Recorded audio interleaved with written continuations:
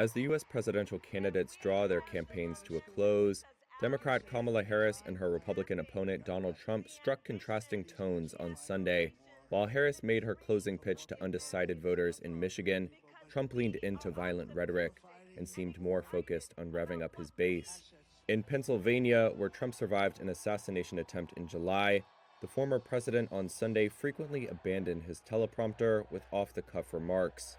At one point, he complained about gaps in the bulletproof glass surrounding him and mused that an assassin would have to shoot through the news media to hit him. And to get me, somebody would have to shoot through the fake news. And I don't mind that so much, because I don't mind that. Though Trump frequently bashes the media at his rallies and has tried to turn public opinion against them, a campaign spokesperson said the comment was not directed toward the media, but rather, quote, threats against them that were spurred on by dangerous rhetoric from Democrats. After a stop in North Carolina, Trump went on to a rally in Macon, Georgia, another of the 7 battleground states likely to decide the November 5th election. Trump called the United States a, quote, nation in decline, and warned without evidence of a second Great Depression with, quote, people jumping off buildings.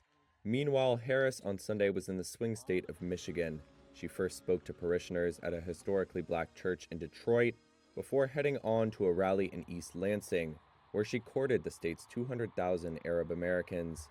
Harris started her speech with a nod to civilian victims of Israel's wars in Gaza and Lebanon. This year has been difficult, given the scale of death and destruction in Gaza, and given the civilian casualties and displacement in Lebanon. It is devastating. And as president, I will do everything in my power to end the war in Gaza. Reuters Ipsos polling shows that voters overall view both candidates unfavorably, but that does not appear to be dissuading them from casting ballots. Data from the University of Florida's election lab showed that more than 78 million Americans have already voted early.